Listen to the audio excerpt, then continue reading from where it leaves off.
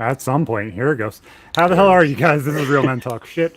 At some point, you guys will actually start seeing this because I know it takes like 30 seconds. But we are with the normal cast crew. We got Josh and Myth with us, and we also have our boy Jeffrey Deskovic, who is now a lawyer, who was a convicted felon for a long period of time. And I figured that this combination of Josh and Jeff would be an interesting conversation to have. Absolutely. I also found myself once in an interesting legal conundrum. I did not get screwed nearly as badly as you did, nor for the length of time, obviously. And also, my case boils down to more of a philosophical debate of innocence or guilt. Yours doesn't. Yours is very much a black and white case of innocent until proven guilty, and absolutely being innocent and having to prove that, right? Right. Actually, yeah, exactly. So just for people watching that, might not have caught the last episode, it'll be recalled that I was arrested when I was 16 for murder and rape, which I did not commit. Turned 17 before the trial commenced, which I lost, even though the DNA didn't match me, and that wrongful conviction for murder and rape was caused by a coerced false confession, prosecutorial misconduct, fraud by the medical examiner, terrible public defender. I got a 15-year life sentence. I was sent to a men's maximum security prison because I had been charged and tried as an adult, where I ultimately lost 7 appeals. Got turned down for parole before ultimately being exonerated through further DNA testing, courtesy of the DNA data bank, and it matched the actual perpetrator whose DNA was only in the data bank because left free while I was doing time for his crime, killed a second victim 3.5 years later. Really quickly, I've been home for 16 years now, and I do have the Jeffrey Deskovic Foundation for Justice, which I started using some of the money that I got as compensation. We've gotten 11 people home, passed 3 laws aimed at preventing wrongful conviction. On the advisory board of the coalition group It Could Happen to You, we passed another 6 laws, including exchanging information between the defense and prosecution early in the process, oversight for prosecutors. So total 6 laws passed. We now have 11 cases active. We're doing policy work in New York, Pennsylvania, and California. I'm now an attorney since last show, and I've entered some of those cases as co-counsel. And so one more interesting factoid before I yield the floor, and I guess the real men will talk shit in any particular order as it unfolds. That'll all commence right after this one quick announcement that this broadcast on my end is taking place while in Harrisburg, Pennsylvania, where myself and my colleagues in the Pennsylvania chapter of the coalition group have meetings set up with elected officials over the next 2 days, recalling that Pennsylvania is one amongst 13 states which does not, in fact, compensate anybody who's been wrongfully convicted. So we're building support to try to pass that, because there's been a ton of people exonerated in Pennsylvania who have not yet received a dime from the state. And ostensibly their lives are basically ruined after being, either convicted or jammed up and incarcerated for all these years where they didn't learn skills and trades, and then they don't come out for any compensation. Exactly. Educate pain and suffering, and there's impacted past wages, impacted future wages. There's likely going to be mental health costs on an ongoing basis, just in terms of dealing with the after effects of trauma of wrongful incarceration. So yeah, absolutely. Well, 5 ways to Sunday, if not 1,000 times to Sunday, why people should be compensated, but yet they're not. But we're here to try to do something about it. That's amazing, man. I'm glad that you're turning it into a forward momentum and positivity for people. I've come out and flapped my gums a lot about what happened and, brought attention to it and stuff like that. But I haven't definitely on paper moved forward, any legislation or anything or any groups or foundations. I'm just, I guess a rebel without a cause at this point. Well, we all have a role. We all have our role to play, and certainly awareness and education is for sure part of that. Absolutely. Real quick, I also want to say, if you see me typing at any point, I apologize. I'm not trying to be disrespectful. I've got a real scattered brain, and sometimes if you say something that I want to circle back to, then I'll type it, so I can remember it for later or something like that. And also, I need to announce real quick on my Discord that we're actually live. I like that you said. Did you say the coalition's name or an organization's name is "It Could Happen to You"? What did you The say that was? coalition's name is the coalition's name is It Could Happen to You, and it's a non-traditional coalition made up of exonerees, people falsely accused but acquitted, criminal justice reform organizations, regardless of what their issue is, individual advocates, groups made up of formerly incarcerated people, friends and family of people who allege they are wrongfully incarcerated, non-traditional partners. So we have, for example, labor, teachers union, hotel and restaurant, because all those people in those professions could be impacted by a inaccurate or unjust court system, It and could just happen to you, exactly. everyday concerned citizens. So we have, the original chapter in New York. We have Pennsylvania could happen to you, and California could happen to you. So myself, the coalition founder Bill Bastick, and one other person who's a lawyer, we're common to all three groups, and everybody else is just stakeholders within that particular state. And so our model is to build a really large coalition statewide, so it's harder to ignore us. And no matter what elected official office we walk into, after we do our spiel on the front end as to what policy, the next person up is the person that works in that, that lives in that elected official's district. That's a constituent. Why don't you hear from him on this issue, what he has to say? Excellent. Yeah, making the connections.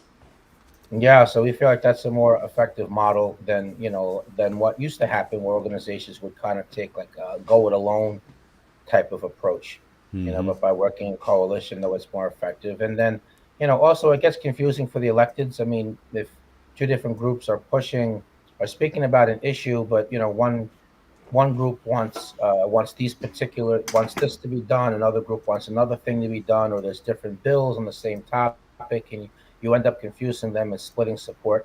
So by working in coalition and giving everybody a seat at the table on the front end of that, you build consensus. And look, we're going to support this one bill. Everybody's had a chance to give its input. This is what we're going with. So Absolutely. generally, are you guys working on a state level within these bills? Or Well, yes. No, Sounds like we're it. working on a state level. Yeah. So we're working on the state level in New York, Pennsylvania, and California. One of our aspirations is to expand into a couple of other states, and then also do federal. So Mhm. of course, I hate to say national, because it kind of implies that if you pass something that's going to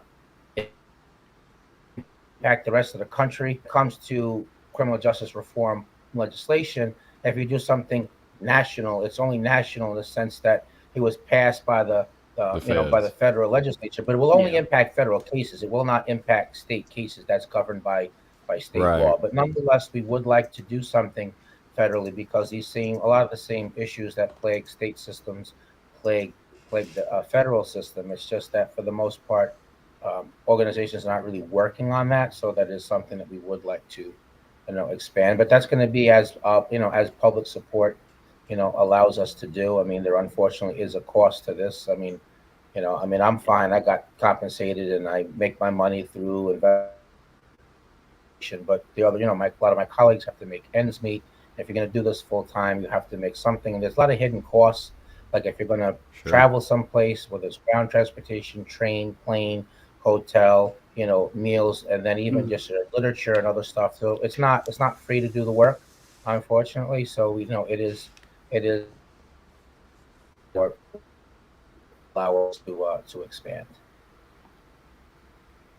There was a little bit Just of that way you know, lag. you are having a little bit of lag. I don't know if it's because you're on hotel Wi-Fi or not, but you definitely are having a little bit of a connection issue.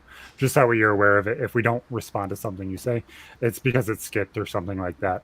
Just that way you It's not too absolutely bad know. though. Yeah, it's definitely not as bad as it could be, but it is there, so that way you know ahead of time. I do want to announce at the beginning of the show, we did release a whole bunch of T-shirts that are being released currently. If you guys want to check them out, I'm going to drop the link in the chat, so that way everybody kind of can get a chance to go check them out. Got Real Men Uh, Talk Shit merch, everybody. there's a whole bunch of different designs. Feel free to check them out and come back and come hang out. Uh, I feel like going into the original part of your story, because of how many different eyes are on the show now and stuff like that, probably would be a good idea, because of how much things have changed. It's no longer just a one-on-one conversation anymore. It's a full-on podcasts and everything Right. else. So I think you going into your backstory, what happened, and kind of breaking stuff down probably would be a good idea. Obviously, you gave us a nice little overview, but kind of not really understanding what's going on for some of the fans and viewers at home probably would be a good idea to get them all in the loop. Sure. So the year was 1990, and we're in New York in Westchester County, specifically in Peekskill, a suburb. So population of approximately 25,000 people. Murders were pretty rare there. One of my classmates was found murdered and raped, and I got on the police radar from three things. So firstly, I didn't quite fit in high school. And when the police interviewed a lot of people in the high school, they told them that they might want to speak to me. I guess their theory was that people that don't fit in commit heinous crimes. Damian Eccles again. West Memphis 3 all over again. Exactly. And All right, second, this was before the West Memphis 3, actually. right, but that pattern though, Right. was the same. Right. The second thing was that I was a sensitive teenager. This was my real first brush with death, and so I had an emotional reaction to it. And the police thought that it was suspicious that I would have an emotional reaction to the death of someone that I barely knew. I mean, I knew her name, she knew mine. She was in a couple of classes of mine as a freshman, one as a sophomore. That was the extent of it. I mean, I wasn't really even on a high vibe basis with her. And thirdly, the Peekskill police got a psychological profile from the NYPD, which claimed to have the psychological characteristics of the actual perpetrator. And I had the misfortune of matching that. So it was a type of reinforcing factor. And so for about 6 weeks, the police, they played this cat and mouse game with me in which they would first they would talk to me as a suspect. And then when they would push too hard and I'd become frightened, I'd want to get away from them. Then they would switch it up, and Jeff as this junior detective helper theme was pushed.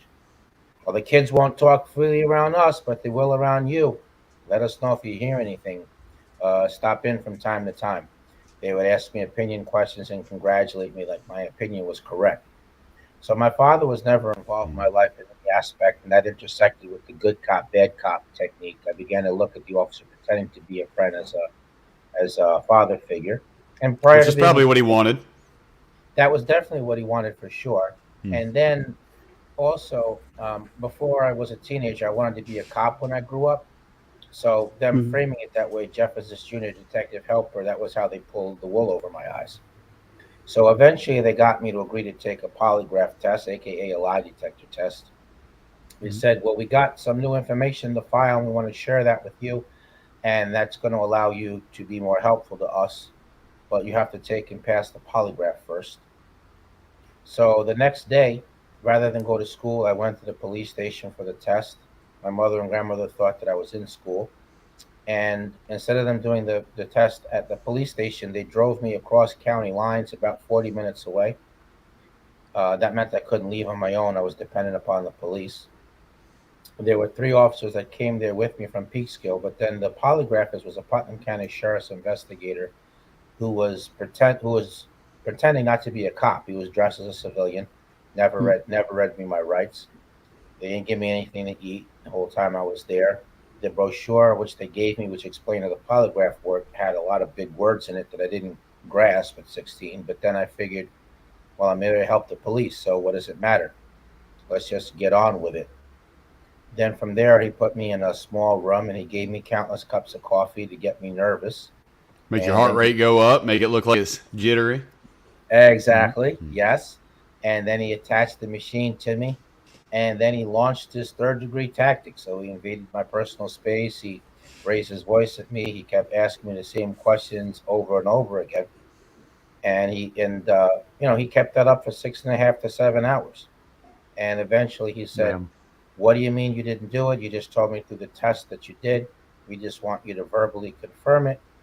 And that really shot my fear through the roof. And at that point, the cop that had been pretending to be my friend came in the room and told me that the other officers were going to harm me, but that he'd been holding them off but couldn't do so any longer, that I had to help myself.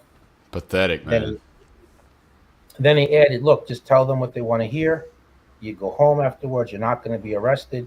So being young, naive, frightened, 16 years old, not thinking about the long term, just being concerned with my safety in the moment. I took the out which he offered, and I made up a story based on the information that he had given me in the course of the interrogation. By the time it was all said and done, I had collapsed on the floor into a fetal position, crying uncontrollably. Obviously, I was arrested. I was charged with a murder and rape. And I'm assuming no bail after that. You were gone from then, huh? Well, I did get bailed out. They set $50,000 bail. I did get bailed Fuck. out, but the DNA test result came in then from the FBI lab, and it showed that semen found in the victim didn't match me. But that's when the prosecutor got the medical examiner to commit fraud, and he said, look, I remember that I forgot to document medical evidence that showed the victim had been sexually active. Right? He remembered that he forgot. Right? Just Oh, apprehended. so that's where that came from, right? That's where that scene Yes. came from. Right. And so that was the prosecutor's answer, as you're saying. Okay, well that begs the question: where is yours then? If Right, that yeah, came from exactly. somebody else, then Exactly. And then he mentions who he claims slept with the victim, but he never had a DNA test result to prove that. He didn't call him as a witness. He just made the unsupported argument to the jury. I And hate him. then and he got Oh, away with that. He got away with that because the victim's family was not coming to court. They had no idea that her reputation was being, what was being said about her. hmm And then my public defender basically didn't defend me. So he didn't call my alibi as a witness. He didn't try to discredit this medical examiner. He never used the DNA test results to argue that proved that the confession was coerced and false. He rarely met with me. And lastly, in terms of the confession, sometimes he argued to the jury the confession never happened. At other times, he argued that it did happen, but it was coerced. And at still other Huh. times, he was arguing that it was false. And he never should have represented me because this other youth, ineffective if assistance. he definitely was ineffective assistance. There was a conflict of interest as well, which was that this other youth that the prosecutor was falsely saying had slept with the victim was represented by another member of that same public defender's office, and That's that so prevented, illegal. yeah, that And prevented us from asking him for a sample. That prevented us from calling him as a witness. And so the end wow. result of everything was that, and he wouldn't let me testify either. And the end result of everything was that I was wrongfully convicted of a murder and rape and given a 15 to life sentence, even though the judge told me, maybe you are innocent. Wow. You would But I think gotta with get a a statement number. like that, you'd overturn the conviction, right? But he sentenced me because that was what was easier to do. And like I said, I did wind up spending 16 years incarcerated, losing 7 appeals, and getting turned down for parole, largely because I maintained my innocence rather than expressing remorse and take responsibility. And ultimately, I was exonerated through the further testing. Is that how you were released? Is through exoneration, not through parole? Yes, it is. Yes, it is. Wow.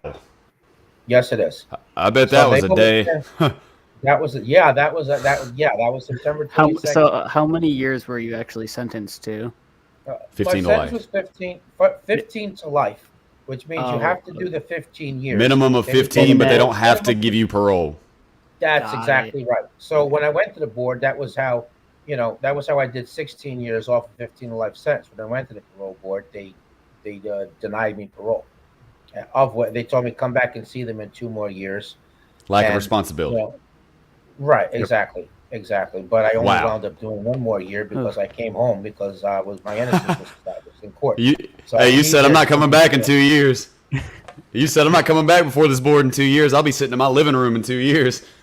Yeah, I'm fortunate it happened that way. Yeah, you're right. But clearly a world away, world apart, being released through exoneration than rather than parole. That's But amazing. I found meaning. I found meaning in what happened to me, though. I make sense of everything in a kaleidoscopic type of way. So, like, I believe my purpose in the world is to, fight wrongful conviction, freeing people in the same position I was, helping to um, prevent this from happening with other people. Hence, the policy work with a strong secondary interest on other non-innocence justice related justice reform In related general. issues. I was exposed to many disturbing things, and I witnessed a lot of disturbing things, and so I would like to see some of those things change as well. I can only imagine, especially you went to a maximum security, the mental illness and the violence that must have been rampant in there. Yeah, it I really can only was. imagine. There was 3 or 4 stabbings or cuttings every day, and plenty of violence that didn't involve weapons, and there was gang activity.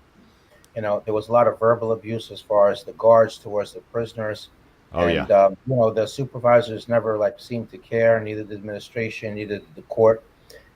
Then other disturbing things. I mean, solitary confinement. I mean, one time I spent 28 days in solitary because I was defending myself against prisoners who, as far as they were concerned, I was a rapist. And there's a Right. vigilante, other Mm. people convicted of sex offenses. So even that experience, I mean, being kept in a cell 23 hours a day out of the 24. Anytime you leave the cell when you're in solitary,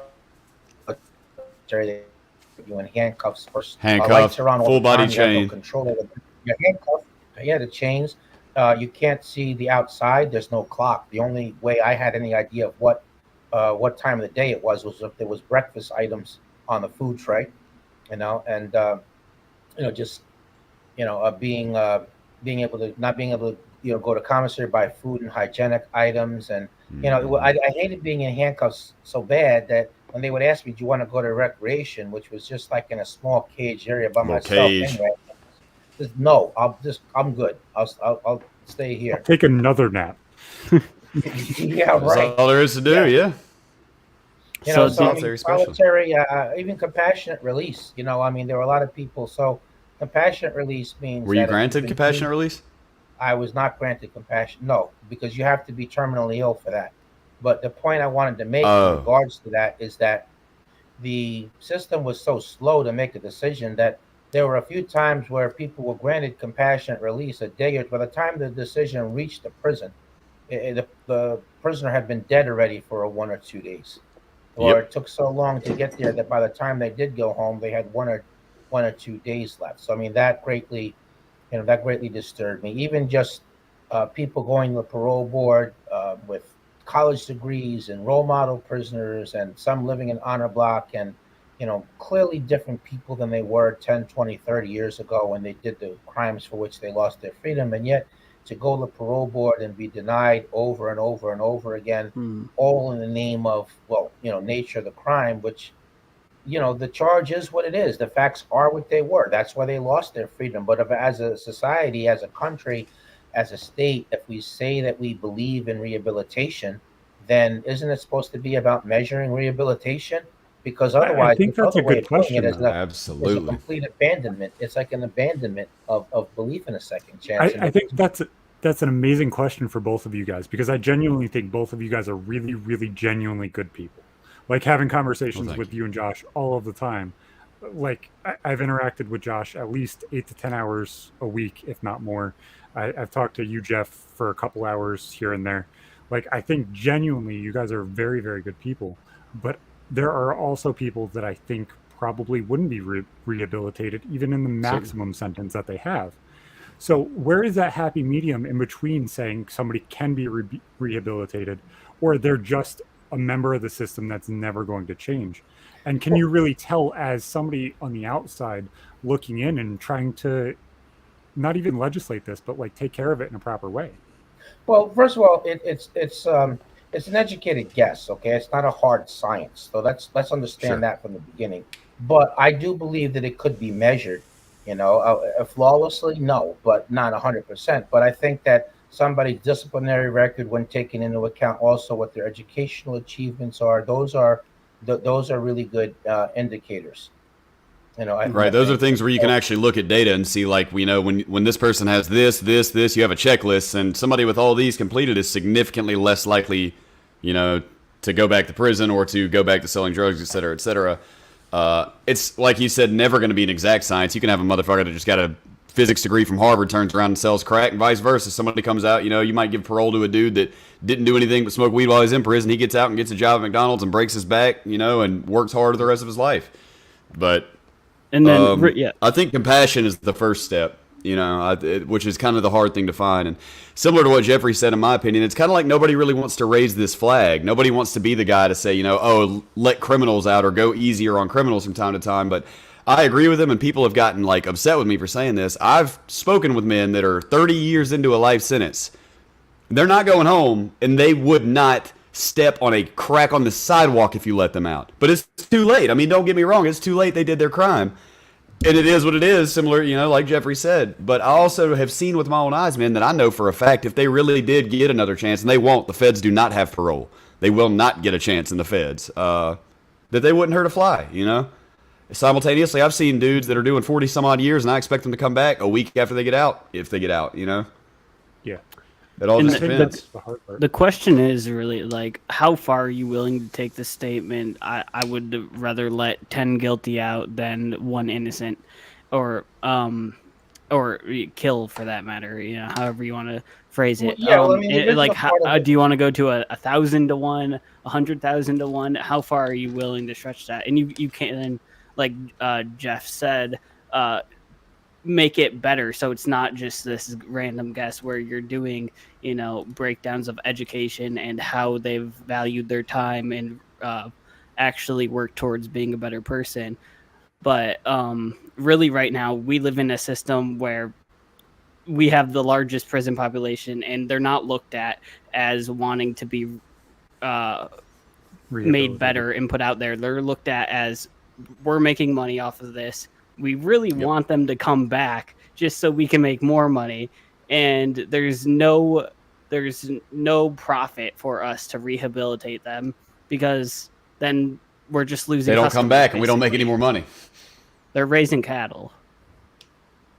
And not to mention, I would imagine that in cases like Jeffrey's and in the West Memphis 3, not just profit, but a lot of times they just want a conviction. They just want on paper that case to be closed. They don't care whether or not the guy that they really got did it. They care about looking like they got the murderer, Yeah, there's definitely some of that for sure, and not wanting scrutiny, which they fear is going to happen. If someone's exonerated, someone's going to look back and see, well, what actually happened here? Where did this thing get off the rails? And that could expose wrongdoing and not wanting to admit an error, the collegiality. But I do feel like that's really the wrong approach, because isn't this about really just doing justice, doing the right thing?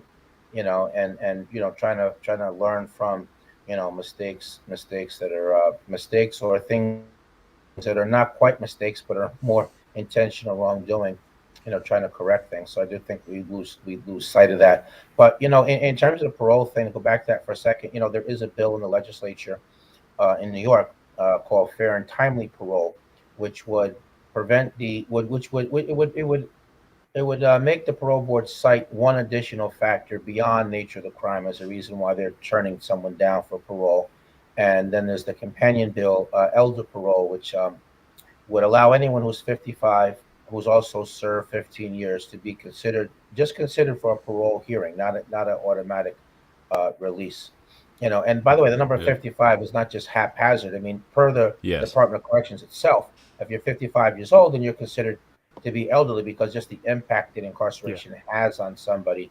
And so that is, kind of like so it's taking into account a number of things, that people do age out of crime is one thing. And another thing, the prison's medical care, while generally terrible, is particularly inept at dealing with advanced, geriatric needs. And then a lot of people also are over sentenced.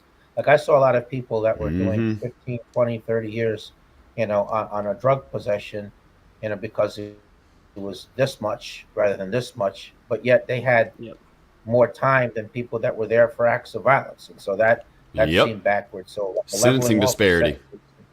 So that would seems address like sentencing. With like mandatory minimums and stuff like that, they tried to make it so that way it was standardized, but completely failed at the same time because of the inconsistencies of the crime, the violence in crime and stuff like that.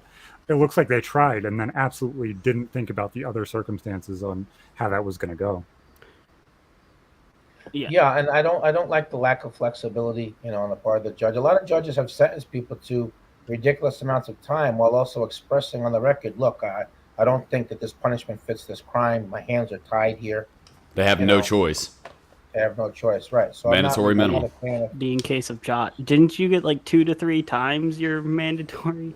Well, no. See, in my case, none of my stuff was mandatory. It was all with the feds. You have sentencing I mean, guideline recommended. recommendations. Yeah. Right. Yeah. My guideline recommended sentence was 18 to 24 months. That's strictly advisory, unfortunately, for the feds. And I was sentenced to 6. Yeah, with a recommended maximum of 2. But the judge did not like me one happy ass bit, and he gave me a 6-piece. So just for what it's worth, Jeffrey, I don't know how much Zach has explained it to you. None. I allowed it to be open so that way there was a conversation other than what you were in the fact that you were in jail and you were a felon, and that you kind of turned that around into being a minor internet celebrity that's trying to if you turn could, your life around. If you could call it that, yeah. Long story short for me, I've done 6 years in federal prison. I know I don't look like it. I get that a lot. In 2012, I was really drunk. I was 19 years old, and I was playing a video game, online nerd game.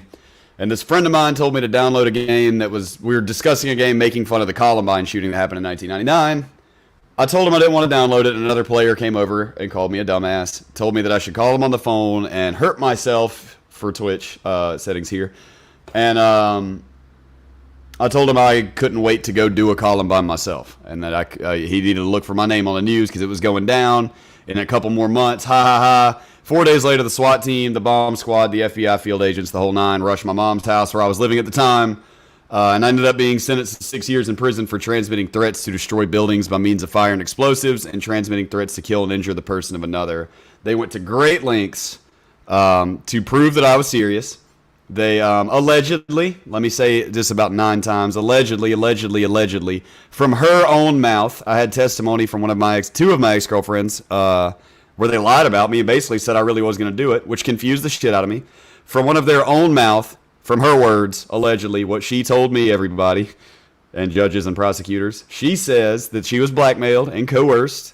They held very serious mandatory minimum charges over her head dealing with kids because she was romantically involved with a prosecutor's son.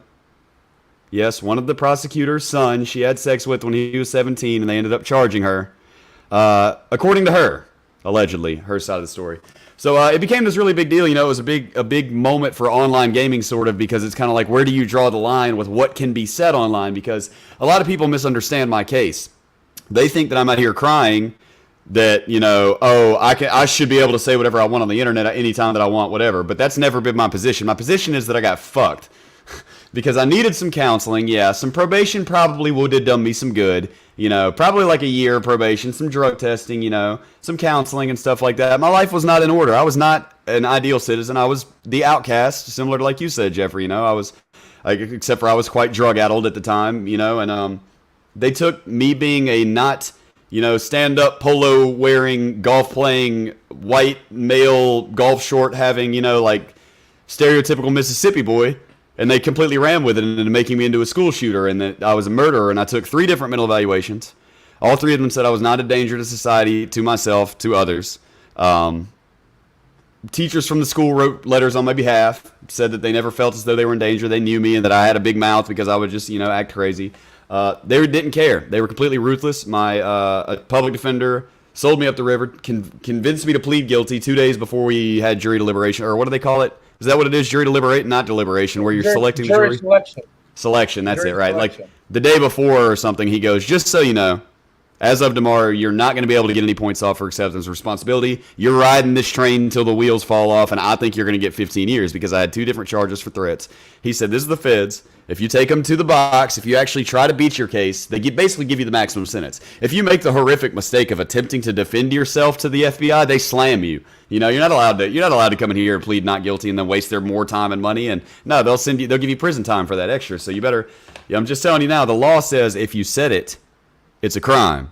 So you need to plead guilty. So I did.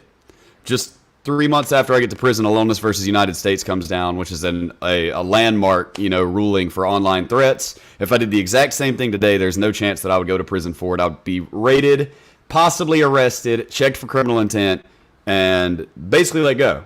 And my lawyer knew that this case was pending. I mean, this was a Supreme Court pending case just a few months before I pled guilty, before he told me to plead guilty. You know, I mean, the timing was great. 3 months, 4 months later, yeah, my public defender shortly thereafter, right after this case, got a big fat promotion straight to a magistrate judge. I don't have to say allegedly on that one. That's a fact. right after I got sent up the river, my public defender became a magistrate judge, real suspiciously. And so that's kind of why I say that, you know, in my case, there's a big moral thing. Like, I was real mad when I got there. I was young and dumb. I was 19, a little bit older than you. I got innocent tattooed on my rib cage. Innocent is a little bit more of a gray area with my case than it is with yours. You know, with yours, you know, we can straight up look at something and say that man didn't do that. In my case, I did do something wrong, and I do feel like there was some intervention warranted. And I don't think that somebody should be able to say, I'm going to shoot some shit up on RuneScape and not expect to at least be checked out, you know? I've always said that I understand raiding my house. I understand arresting me and tearing up my house because I said I had weapons and stuff, which I didn't. I didn't have any weapons. I literally didn't have a pocket knife in my house. I didn't have a BB gun. I was the only house in Mississippi that did not have a firearm in it, is where they arrested me. And they made it into this huge media, you know, this big giant deal. They upped my age by a year on the TV. All of a sudden I was 20. 20-year-old man stopped in the nick of time from committing a school massacre just from what they were releasing to the press, what they wanted people to see. It was astounding.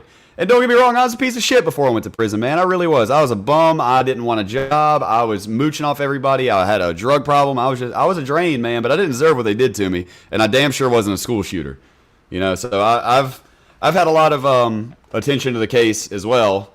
But I guess it's more of, like I said, man, it's kind of more of a moral, which side are you on in my case almost, you know? How far do people draw the line? It's not quite as black and white as it is with your case. So I can run around saying innocent all day. What I mean when I say that and people get this confused, I'm innocent of what they said that I was. I'm innocent of what they made me out to be and what they went in that courtroom and said that I was. I was 100% innocent of all that. You know, as far as whether or not I did something that warranted a punishment, sure, you know, that's debatable. I can see accepting a punishment. Like, I could understand you as a person at that point because of being a piece of shit at that time, you needing punishment in order to better your life and change the way that you are. But also, like, it's also kind of like a constitutional thing too. You do have the freedom of speech. Was it yelling fire in a crowded theater, or was it completely free speech? It's kind of in the middle somewhere, and it's right. Who the hell knows where that line is? The line is still kind of blurry, even after Alonis versus United States. That line is still not exactly black and white. So when I say that I wouldn't go to prison for it today, what I mean by that is that under those exact same circumstances, once again, then yes. If it was the first time that I did it and I didn't have any weapons in the home and all this stuff, like it happened the first time, yes, if it happened right now, I would be released. They'd check it out. They'd say, you know, maybe I'm pretty sure they'd come up with a charge, you know, but it would be something minor. It'd be something where you can get your life on track, you know, not where I just had to go sleep with murderers and people for, you know, 6 years. Something, you know, to give you a little guidance. But I had none of that. It was none of the sort. I got denied bail personally. You know, the feds do it a little bit differently than the state does. It's pretty much like they either let you go or they don't. They didn't with me. So from 19 until I guess I got 24 the first time I got out. I was out for 40 days, drank a beer and smoked a joint, went right back for another year and a half. Before I end my rant, Jeffrey, I think you'll find this interesting because I think these are the kind of things that you like to combat, if I'm not mistaken. Sentencing disparity. My judge, when I went back for my violation, man, for failing a drug test for alcohol and weed. Alcohol and weed. I drank some beer and smoked a joint, man. I don't lie about it. I don't deny it. I admitted it to him, okay?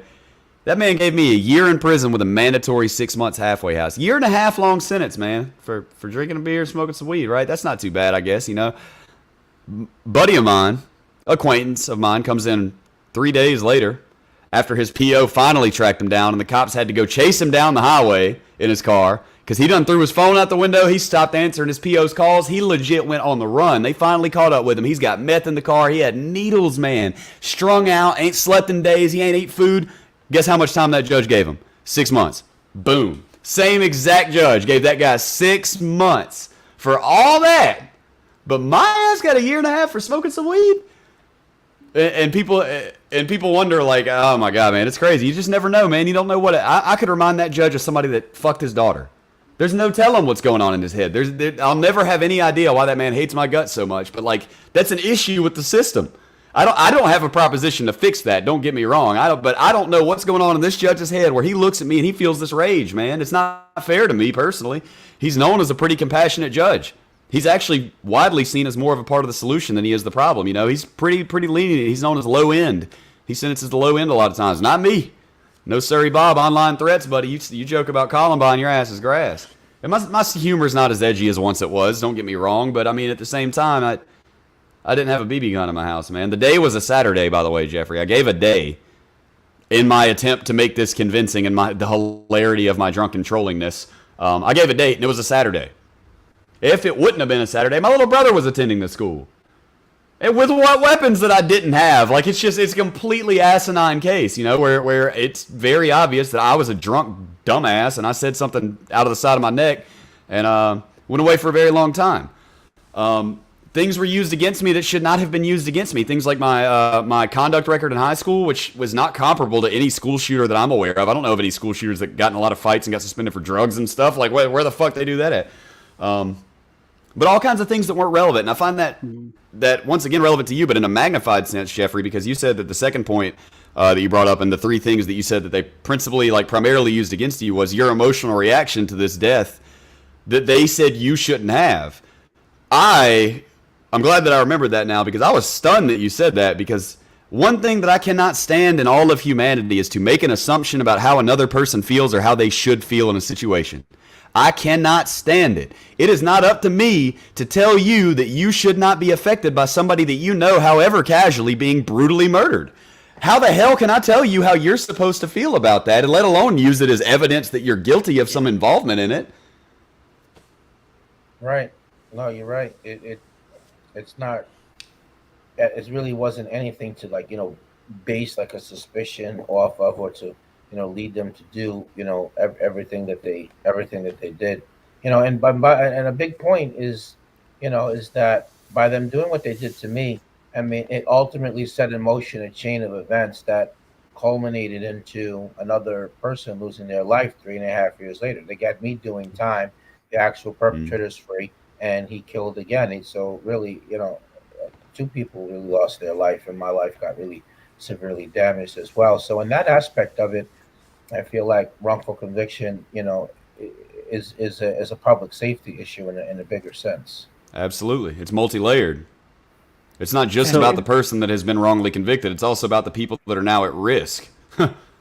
Right. And in that situation where you don't have feelings towards somebody you didn't really even know. So I have a story. I was in 10th grade. Josh, also, why I'm talking, please fix your mic. It's blowing out every now and then. I put it in the chat. I don't think you read it. So this kid ended up committing suicide about 4 or 5 months into school. For about 2 or 3 of the first months of school, he was suspended for selling pills for a lot of the time. And then he ended up dating at 16 a 12-year-old. Said 12-year-old was cheating on him with 3 other guys. So he hung himself. Because a 12-year... All right, anyways, go ahead. That's my reaction, is in that same circumstance, if that was found to be a homicide, the people that are unfazed by a 16-year-old that committed suicide over a 12-year-old isn't affected, how do you... Right, how can you be understanding of one and not the other? Yeah, I don't cry at my family's funerals because I have ADHD and I don't correlate emotions very well. A lot of people do. So correlating somebody's death that you're not even related to or connected to, how do you even begin to understand or feel? It's not up to one person to judge how another person feels about it, So it's crazy to me, Jeffrey, that you said that you were, a sensitive teenager and that you got impacted by it, and they somehow took that as evidence. Either way, whether it's oversaturated emotion or undersaturated emotion, it doesn't make sense either way, because most people aren't just 50-50. It's either it's a spectrum. Yeah, I agree. Yeah, I'm not quite sure what the right way is to react to something. I don't believe that there is an objective right way. I think there's just whatever's the right way for one person, and that's kind of it. But the other thing I want to mention with that is that while I had the emotional reaction, at the same time, I was not really all that different from other people in the city of Peekskill. I mean, there was free mental health services offered to anyone in the city of Peekskill that wanted it, just to help them process emotions. So in that aspect of it, I wasn't all that different from other people either. Definitely. So in your case, the actual person who committed this crime, did they end up being a classmate of yours? No, so at the time of the crime, the victim was 15. I was 16, and the actual perpetrator was 29. Oh wow. So I never had saw him a day in my life, and I don't think the victim ever did either. The backstory of everything is that so the victim was in photography class, and the teacher assigned the students to take pictures of foliage, and he had implemented a buddy system, partnering male students with female students as a safety protocol. Mhm. And so after school, the victim and her sister went to her house. This older sister went to the restroom. When she came back out, the victim had left. She went to the park for some reason, just by herself to take pictures. The male student played hooky on the assignment, so he never went. And so she was taking pictures on this. There was a really wooded area as a path it's kind of like a back way of getting between these condominiums and this school and the field behind the school. And so she was there taking pictures, and this drug addict was sitting on a rock and that path, and he was high, and she crossed paths with him, and then he, attacked and raped her and killed her. Wow, and that one guy played hooky on the damn assignment. Good grief. Yeah, I can't imagine what the psychological fallout of Yeah, that. I would probably be screwed up for the Yeah. rest of my life, honestly, if I'd have done Just that. And I mean, it's not knowing. like you could have possibly known, of course, but damn. Uh-huh. Is my mic better, by the way? I turned the gain down. Yeah. It does sound much better. Like, Okay.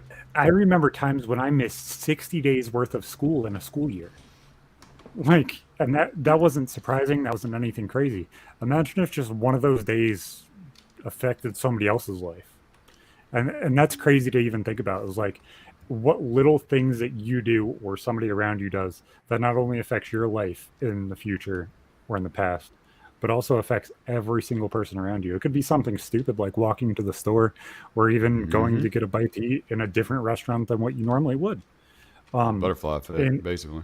In history, when Franz Ferdinand was killed to start World War One, if he didn't decide to go to the hospital to go talk to the other people that were killed in the bombing attempt for his assassination like a couple weeks before, if he didn't turn down the wrong road, if the person that ended up killing him didn't eat at the specific restaurant that he was at, everything changes. World War One doesn't happen. Like that, it's weird looking at things in such a, I don't want to say a vacuum, but looking at everything in such a microscope where everything kind of changes if you just change one little thing. And that was exactly what happens. Is like you look at one little thing that changes something and everything changes. Right, and I can extend that even just to the, to the 11 people that my foundation has been able to free. I mean, if all that stuff didn't happen to me and send me on that journey, and I Exactly. didn't make decisions along the way, and wind up getting freed, and then didn't make the choices that I made in my 16 years of freedom after that, then then maybe then They'd be rotting away in a cell right now. Yeah, Yeah, I'd well, be in a cell, or they could still be. Yeah, they could still be rotting away in a cell also. look at what happened right before COVID happened. We saw every single one of us, I'm sure, watched Making a Murder. Very, Yes. very similar story. Is there an in the episode of first you part. on that, Jeffrey? No. No, not on Making a Murderer, but there is an episode of me on Amazon Prime and Netflix called Conviction. It's a 21-minute documentary short about my advocacy work and life post exoneration. But yeah, I have watched Making a Murderer. Continue on with your point, Zach. What I was saying was like it's such a similar case in that first case that he was dealt was like they just demanded it was him. They sat there and found every chance to stick it to him. And then afterwards, just the recidivism of like, hey, we can already stick this to him because he's already done it in the past. Whether or not he was exonerated for it, they still did the same exact thing. They stuck it to him. And I think, in all honesty, it's a godsend that you were able to make it out the way that you were. And you're able to sit here and flip the bird to the system and try and change it. Because if one little thing like that didn't happen around you, again, I'm sure that they wouldn't have looked at you for, like, I'm sure they would have looked at you every single time something happened around you, just because what the fuck happened months or years before. Yeah. Yep. Right. That's a good point. What he said about the wrongful conviction having multiple layers about people getting hurt, and the fact that specifically in this case, this victim didn't get, this perpetrator didn't get caught, then went on to kill somebody else. It once again brings you back to the West Memphis 3 case whenever they got released. I'm not sure how much everybody knows about that, but it's another case of Jesse Muskelly. He was mentally handicapped. They had him under pressure for about 17 and a half hours. It's another false confession case. It seems like the early 90s is like right around the time that false confession cases really started to like come under fire and like become, a spotlight on them. Like, hold on, we're going too hard with this psychological bullshit that we're doing to our people because these confessions are legitimately not real, Jesse Muskelly gave a false confession under the same exact thing they told Jeffrey. Oh, don't worry, bro. It's not about you. They're going to send you home. You're good. We're going to get you a cheeseburger. You're good. Just confess and they'll let you go. The exact same thing. And when they ultimately copped an Alford plea and were released because that's what they had to do federally. Not federally. I'm sorry. On paper, they're still convicted of this. On paper, the West Memphis 3 are still convicted of those child murders. On paper, they are the ones who are guilty of it. And the day that they got out, John Mark Byers, the father of one of the victims, was out there saying, this is terrible, this is a tragedy. And they were like, well, we thought you support the West Memphis 3. He said, I do, man. The tragedy is that the motherfucker that did it is still out here. That's what the real tragedy is here. Like, it's terrible for these kids that they got in here for this long, and they did 18 years in prison for this crime they didn't commit. But that dude's still out here. He got away with it. I probably had lunch with this dude at some point, whoever killed my son, And they were like, well, who do you think did it? He was like, Terry Hobbs. But that's a story for another day. he was dropping names about who he thinks really did it, but... What the hell was the ultimate point I was getting at? Yeah, wrongful convictions just have so many layers to it, man. In this case, if they would have not focused on Jeffrey to just land the conviction, somebody out there would still be alive today. If they would have actually bothered to find who really did it. The shitty thing is we'll never know the actual innocent to guilty accuracy. We will never know.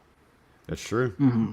That's a good point. Because the only person that genuinely knows if you specifically did it is the perpetrator and the victim. Those are the only people that will ever know, guaranteed, that knows that you specifically did it. And one of those people isn't even guaranteed 99% of the time because people could be knocked out, people could be vandalized in different ways and stuff like that.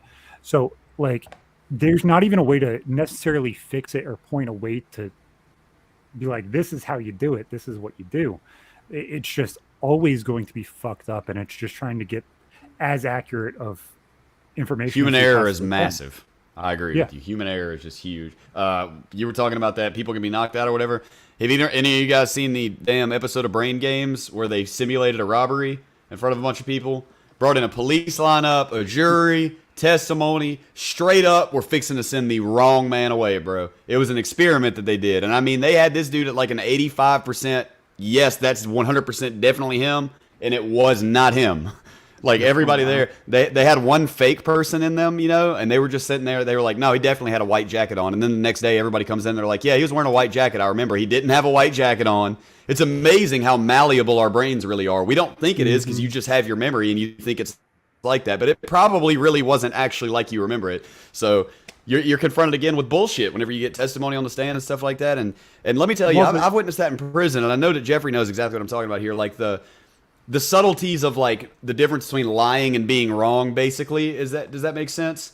Like, yeah, two dudes can see something and it didn't happen, and they both tell what happened, and it's the same concept, but they're both not exactly right. Does that make sense? Yeah. And a dude will accuse another guy of lying over it, and that's very heavy in prison. You don't call another guy a liar in there. You say a dude's lying, he's gonna punch you in the face. So, I can just specifically remember a time where a guy said to another guy, I'm running down here to go pick up a blanket. I heard this dude say it, okay? I heard him. He said, I'm running down here to go pick up a blanket. He comes back, puts the blanket under his bed for whatever.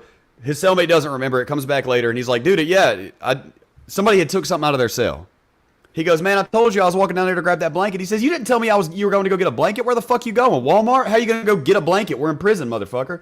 And like, he 100% told him, I'm going down here to grab this blanket, right?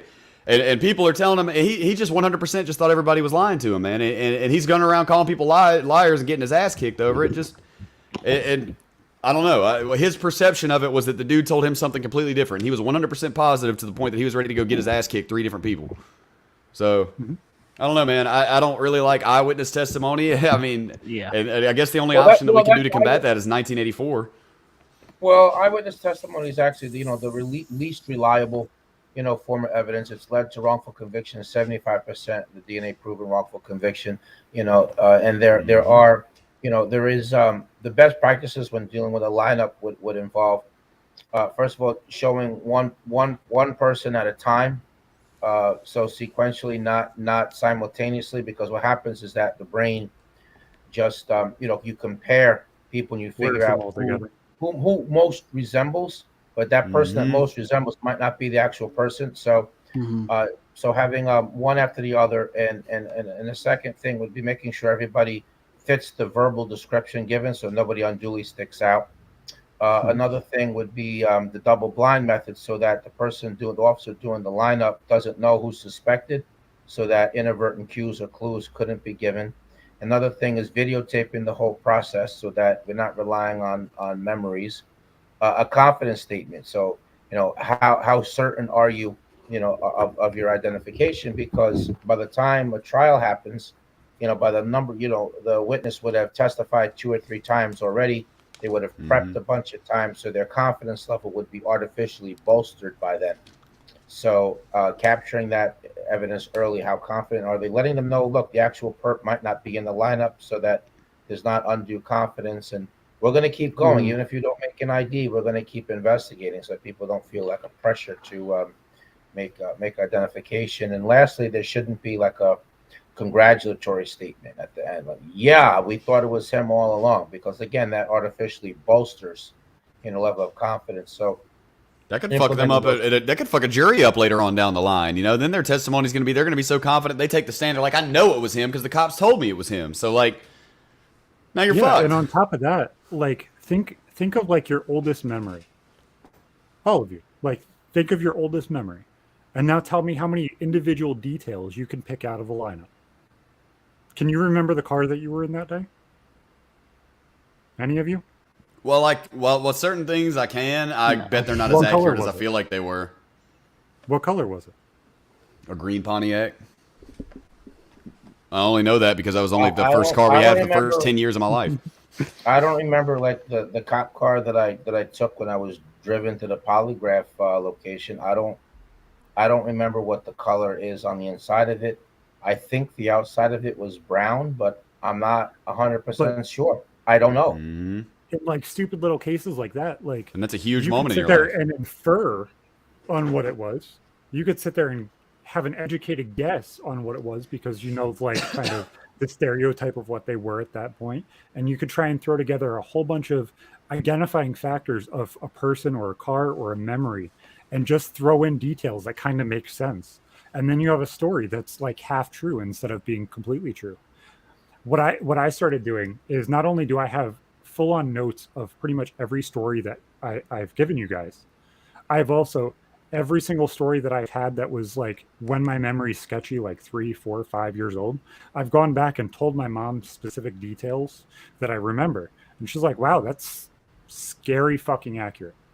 Like I remember the first 3 or 4 cars that my grandparents and my parents had.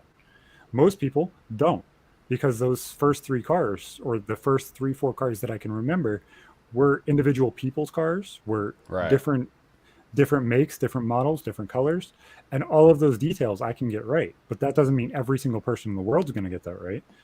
Most people can't even remember what they did or ate for breakfast.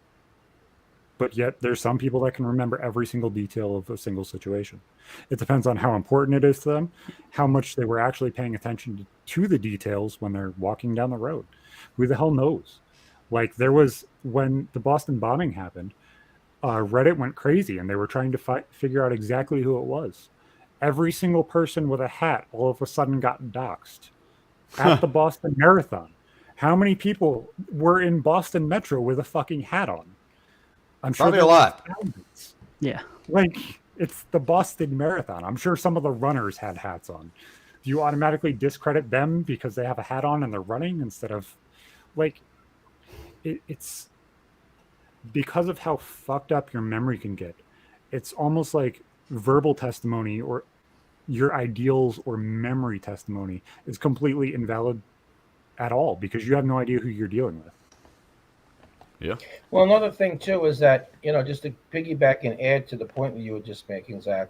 When there's gaps in the memory, I mean, the mind wants to fill in those details, Hmm. and so Yeah. there's like a reasoning process, and that happens, and then people are narrating that as if it's their memory when it's actually their A mind filling in projection. details, and those details might or might not be uh, in accurate.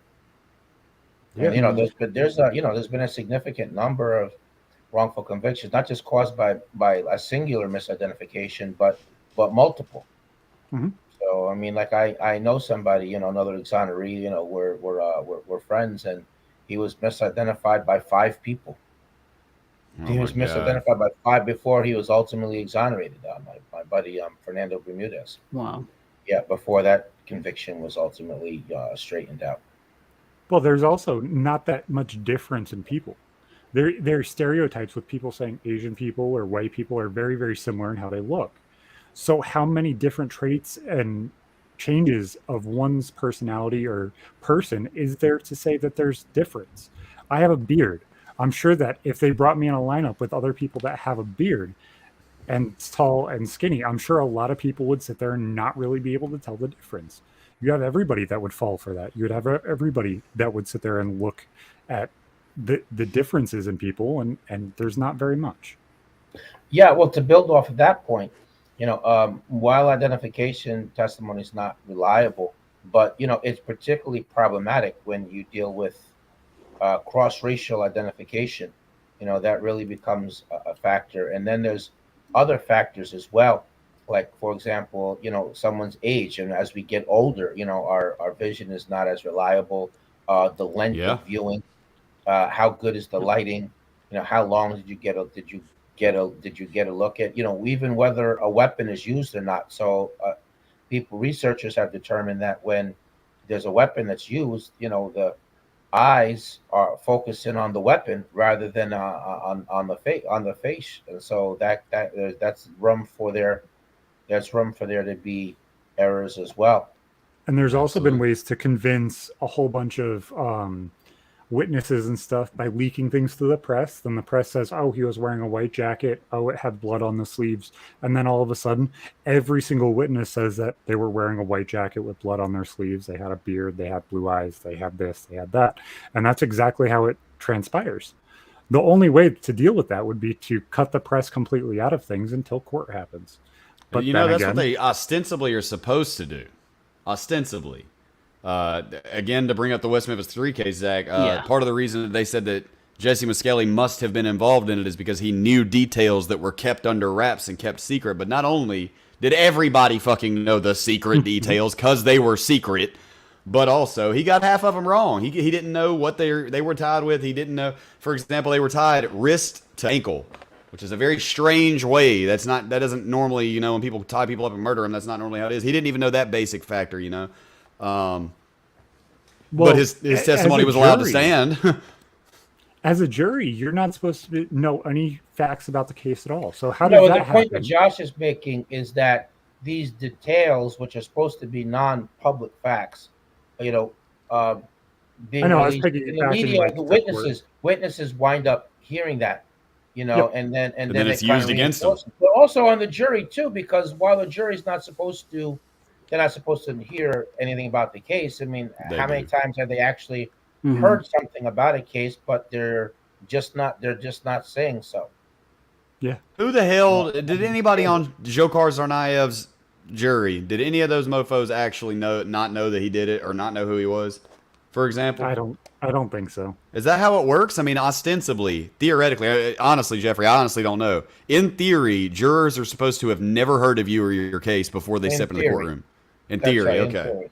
Well, They're You know, supposed to and be they're, and they're completely asked questions, strangers. on that, and that's under penalty of perjury. But I mean, but I don't think people take under penalty of perjury seriously anymore. People lie under No, also, oath how do all you the prove that time, you do and or there's do never not any know something? punishment. the prosecutors do it constantly. Who the hell cares? Yeah, but Well, prosecutors do. I mean, when they sign like affidavits, or oh no deal was ever given at any time in signing affidavit and Lying. come to find out it's a lie, and nobody pays for it. Nobody Nope. pays for it. Nobody goes to Who will jail. guard the guardians? Right. They're But in charge. if They you can or do I whatever the hell did they it, want. Josh, I'm pretty sure they'd come and arrest us for it, though. Oh yeah. If they put me on the stand, how old are you? 23. I mean 22. Perjury, bitch. 10 years. I mean, like that. The rules just don't apply to the rulers, But for me Yeah, and it's Jeffrey, like you if don't we even stumble on the stand, it's perjury, it's contempt, it's something like that. You lied under oath, You may- motherfucker. You might not even stuttered. be keeping up with the date. You know what I'm saying? Like, how Yeah. many times do you not even know what fucking day it is or what the date is until you pick up your phone and look at it? Yeah, Like, how you're many in times they do that in jail. police questioning too? Where were you on July 13th? Bitch, I don't know. What day of the week was that? I was sitting at my computer smoking weed playing Minecraft, dog. I mean, I don't know what specifically that day was, but I was probably I eating don't even know food, what playing day- video games. Hey, am I guilty because I don't know what the hell I was doing specifically on that day? Also, another fun fact about West Memphis 3 that I'd like to point out briefly is that one of them had an airtight alibi. I mean airtight alibi. Yep. Was not looked into, was not mentioned, was not brought up. His cousins were not called in to testify. He literally was not in the state when the murder happened and was able to prove it. Still got the sentence to life when he was 16. He still got sentenced to life. It don't make a fuck. They did the whole shit show. They brought in testimony and witnesses, and Jeffrey, they didn't try to parade in your classmates to say you were a weirdo or anything, huh? No, they did actually. They did try to. So one thing that they were not able to get away with, but that they attempted. So they brought in a classmate and a friend of mine, put him on the witness stand, and they attempted to elicit testimony from him that him and I had looked at some porno magazines together at 16. They tried That's to the bring best that they in. got. And yeah, but my that part of it, my lawyer stopped. Right, that part Objection. of it, he got right. Yeah, he raised the objection, but they tried to do that. But I mean, come on, that's not. That's very prejudicial. I mean, I'm on trial for a sex offense, right, a rape with a murder, and you're going to try to use the magazine. But then it's normal to look at pornography. Yeah, exactly. Right? That's a straight up he who's without sin throw the first stone type situation. Like, get up. Which one of you motherfuckers ain't never looked at porn before? Stand up and tell me right now, Judge. Do it. I dare you. Stand up and tell me right now you ain't never done that in your whole life. And I know that, in the time that you're talking about, it wasn't the internet, wasn't, as mainstream.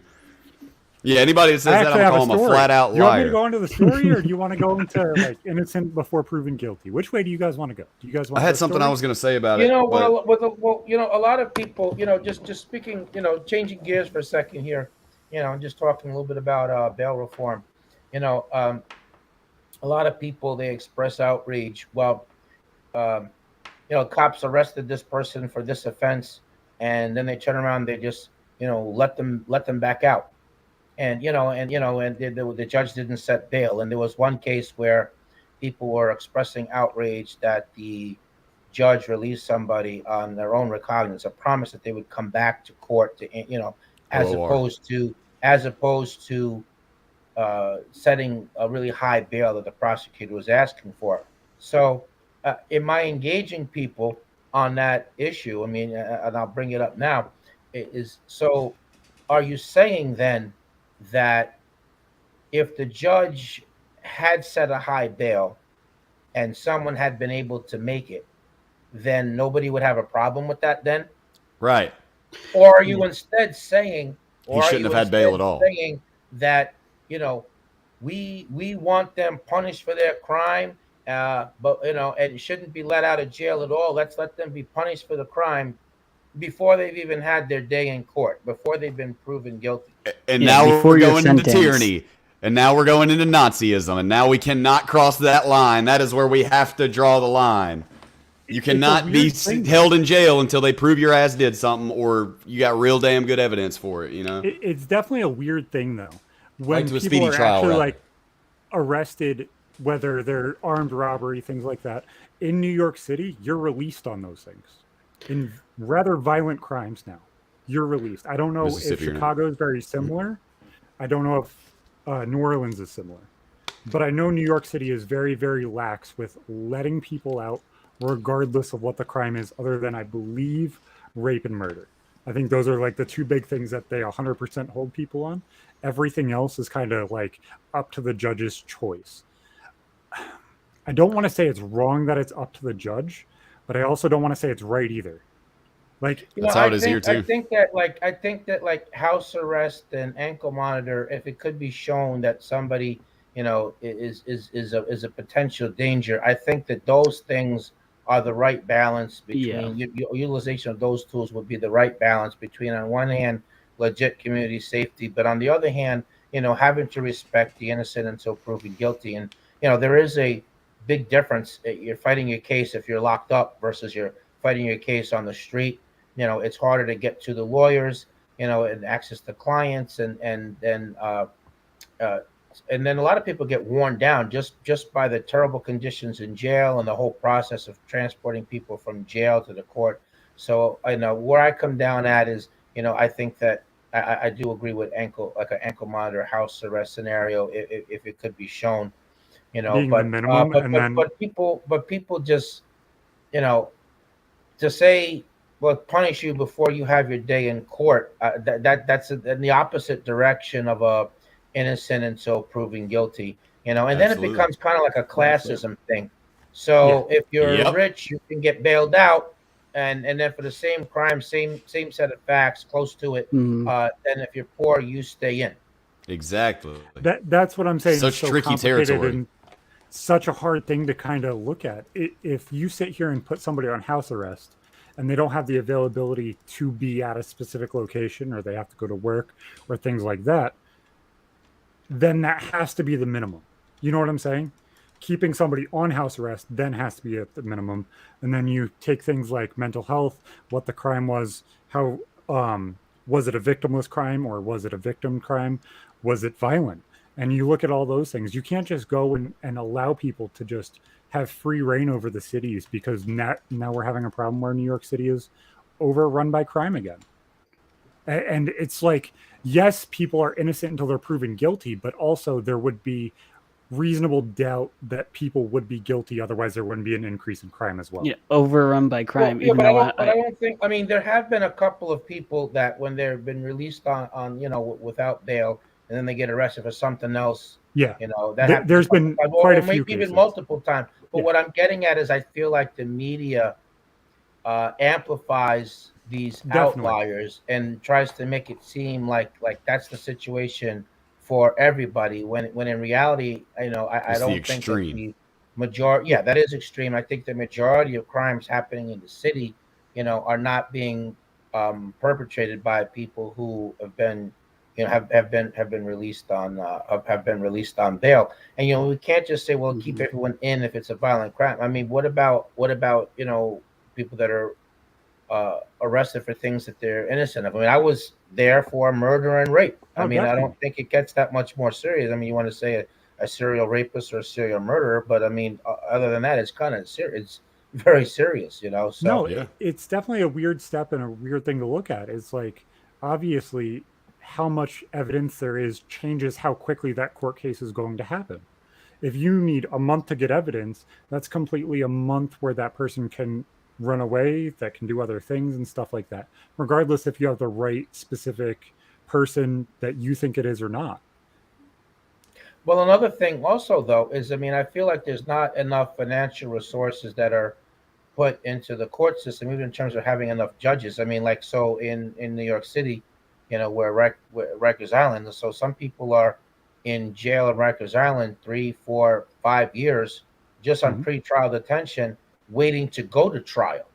Yep. Yeah. Just waiting. I was in for go to 17 trial. months, not knowing what was going on personally. I was in jail for 17 months. Right. Just waiting. So, Just before I even knew if I was going to prison or not, that was 17 months just sitting there. Thankfully, I was so sad that I didn't make bail until I got sentenced. And then I was so glad that I did not make bail, because I was already 17 months down. That 17 months was already under my belt. So I was like, all right, well, at least we got that out of the way. If I'd have made bail and then just like, if I'd have been in jail for 3 hours and then got sentenced to 6 years out of being out for 17 months, oh, no, buddy, I'd have done shit myself or something. Oh, man. But luckily, I was in for a long time. It's such a hard place to like pinpoint exactly where it should be. In all, It's one of these things where it's human error is going to be there every single time. I know I wasn't going to shoot up a school if they'd have let me out on bond, but if it was somebody else, what would I want? You know what I'm saying? Exactly. She said, I'm not going to give you bond. She said, this is too heavy. She said, I almost want to say pending a mental evaluation, I will give you bond, but I have to err on the side of caution here. She said, I don't think you're going to do it. I don't think you're dangerous, but I have a great responsibility to the public here. And until we have more information, I don't know you. You got arrested 3 days ago. You said you were going to kill kids. I can't give you bond. It sucks, but I kind of understand, you know? You look at your case specifically, you're extremely intelligent. All of us are. All four of us. We got a fucking lawyer in here. We got somebody who's extremely, extremely rich because of crypto. We have Josh and me who are extremely intelligent, but, you know, we're shitheads online. And all of us, if we absolutely needed to, could get out of a mental evaluation. If you're being dishonest, you can. You kind of, if you have a morality and understanding of how intelligence works and how those questionings work, you know what answer gives you the way out. You're not dumb. Well, for what it's worth, the mental evaluations they gave me, they said they are extremely confident that 15 years of earning your doctorate in psychology, you can't fake these tests. They said it because of the shades of meaning on these 700 question tests. Well, I feel like most tests can be. I feel like a lot of tests can be faked. I mean, the first mental evaluation I did definitely would have been. Definitely, it's more what Zach's talking about. I think it was more like the first question was like, I rode an airplane 400 times last year. True or false? Second question is, I was on the cover of Rolling Stone magazine last year. True or false? It's almost like it's a gimmick. Like, are you playing crazy or are you admitting you're sane? Is basically what it's almost like bait, you know? Like sometimes demons tell me what to do.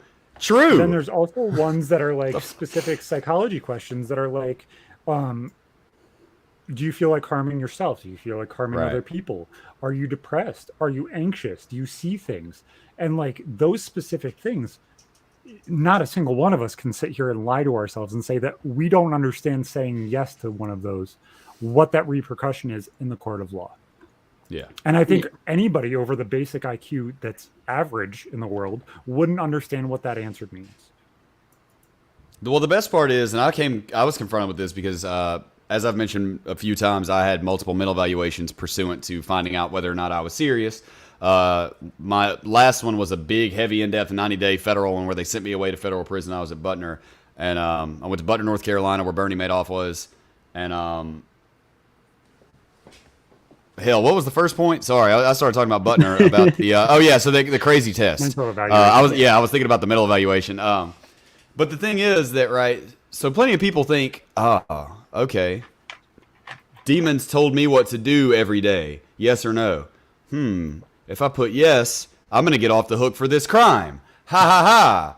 I specifically know of a guy who had a charge just like mine, transmitting threats to kill and injure the person of another in violation of interstate and foreign commerce, etc., etc. Same charge. Statutory maximum 5 years. I had 2. One was a 10. That's why I did more. Anyways, he had the statutory maximum 5 years. He ended up getting no less than 7 years confinement to a mental institution because he played fucking crazy for his mental evaluation. He ended up literally doing more time because he was trying to get off the hook by pretending to be crazy.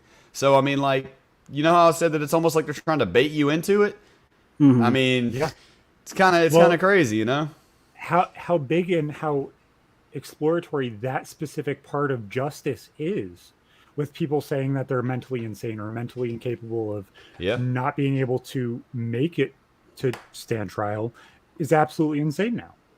There's people like stories that Josh has told me, like stories that Jeff has told me, that those people shouldn't have been in jail to begin with. Absolutely. But also, if they don't, then some people will take advantage of the blanketed system of if you're crazy, you don't go. Yep. So it's kind of like Jeffrey was talking about earlier about how we have to figure out the system of having as many human nuances as we can, essentially. You know, and it's like back in the day when we closed asylums, yes, they should have been closed because of how they were used. But nowadays, we kind of need them to like be able to house these people that are mentally insane, able to do crime and do violent things. But I don't think we have to go back to that old fashioned. I mean, we have Haldol and things now, man. We don't have to just chain them in a concrete room. Specifically like it was back in the day. I'm saying like nowadays with the standards of care that we have, having a place like an asylum that's essentially a prison for people that are mentally incapable of handling themselves, whether they have a job to do something, and kind of try and integrate them a little bit. But keeping them away from the populace might actually aid that situation a little bit more. They actually have And that. give them Butner less has a of an hospital. opportunity.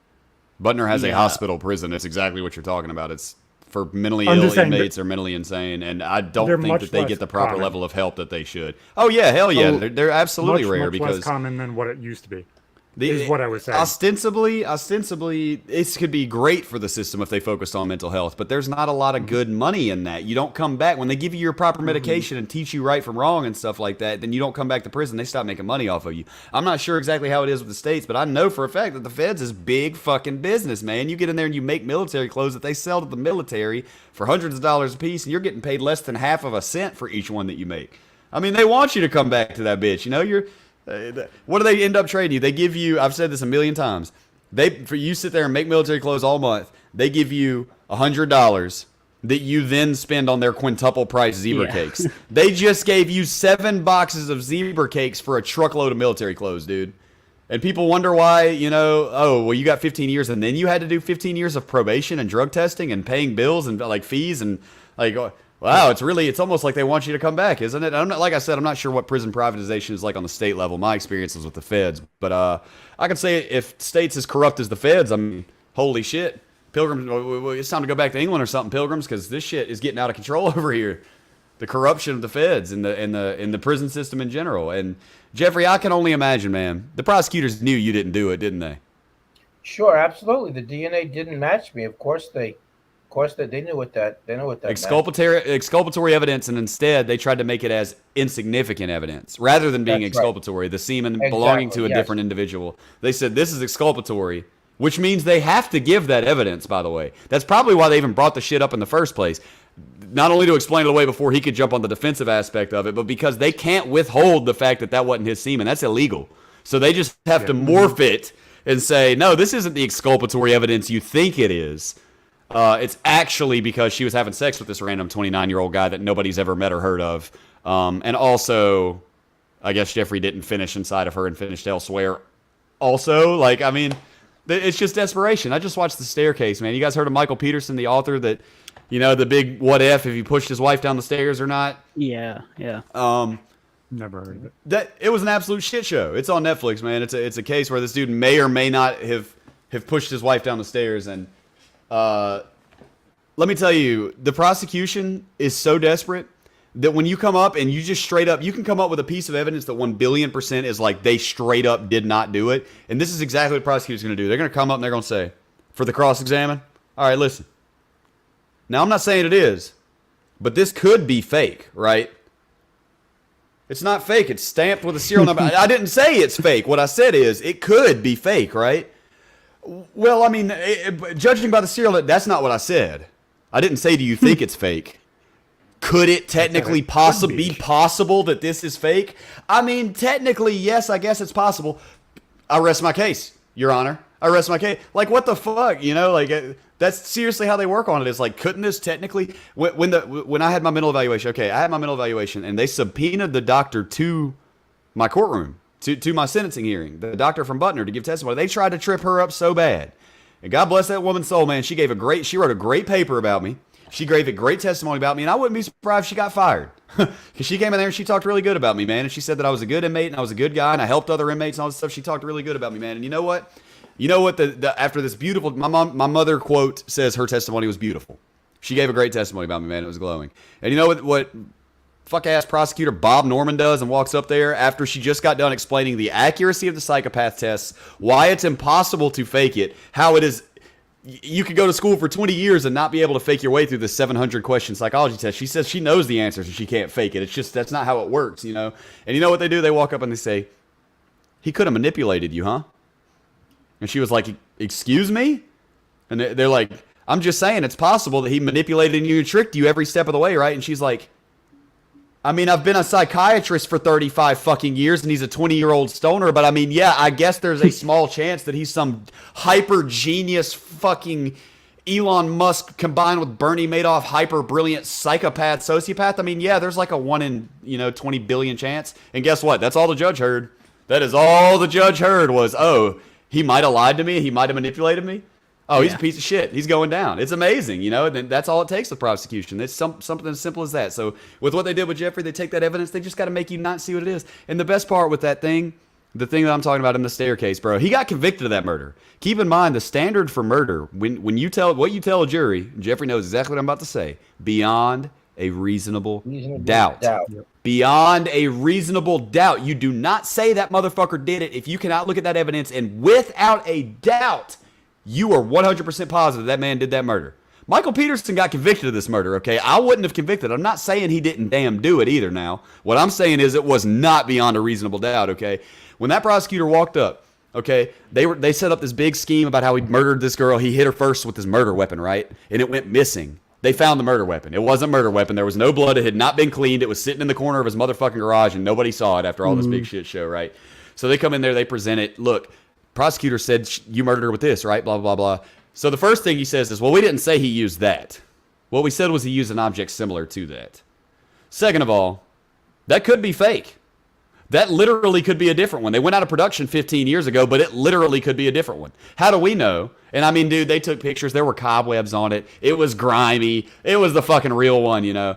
And guess what? When that prosecutor said this could be fake, right? And the lady was like, it went out of manufacturing 15 years ago. The only way he could have gotten another one is if he would have stolen it from one of his own family members, and they would have noticed by now. And you know what the jury said? So he could have stolen it. Like, you saw the jury? I'm not kidding you, bro. It's amazing how prosecutors do this shit. The jury, seriously, after this long-winded explanation about how there's a 99.9 infinity% chance that this thing is real, seriously, at the end of it, you see the jury's face, and they're like, wow, he's fucked. That's crazy. He got a fake one? How did he get the fake one? Did you guys listen to anything that the expert said, or did you listen to the prosecutor? Who did you listen to? Yeah. All right, sorry. I didn't mean to go off on that much of a tangent about it. You're good. So obviously in the news right now, there's a very, very large case that is happening person to person, which is a civil trial. Obviously, it's not trying to convict somebody of a crime, but obviously Amber Heard versus Johnny Depp is fucking blowing up the world at the precise moment. I think that there's going to be a lot of different repercussions for what's going on. Sorry, reading messages. I do think that there's going to be a lot of repercussions for what's going on. Do you want me to lay out my opinion first, or do you or Jeff want to go so that way you guys are able to? I think you should go first, Zach. Okay. I know very little about this, so take off. There was a lot of abuse going back and forth in between the relationship. Seems like she's very, very, very abusive, gaslights him manipulative. pretty much on every single stance that you can. And there's a major disconnect in her mental health. But I think that this is going to change a lot of things that people were starting to get frustrated with about marriage. And I think it's going to change a lot about innocent until proven guilty. Because I think Johnny Depp has already been convicted of numerous crimes because of this specific case in the media, and has been for about the past 2 years. You talking about like in the public eye convicted, you mean? Yes. Right. Which is why he lost jobs, which is why he lost $7 million worth of money. This is a very weird case because I don't even think it's like necessarily within the public eye, but like within like normal average day people, I think most people see the truth that she is abusing him. But within like what's being publicized, within public companies and like social medias is the complete opposite, just because that's the narrative that they want to push. The narrative is better. Yeah, I had to say, I was surprised because, I mean, I remember when all that stuff happened, I was a little bit shocked, and I saw the picture of her with the iPhone, bruise on her face and all that. And the main thing I was thinking is, look, for a very significant portion of my life, I was in theater and stuff like that. Johnny Depp was my favorite actor when I was younger, man. That man has pulled off some of the greatest acting ever committed to film.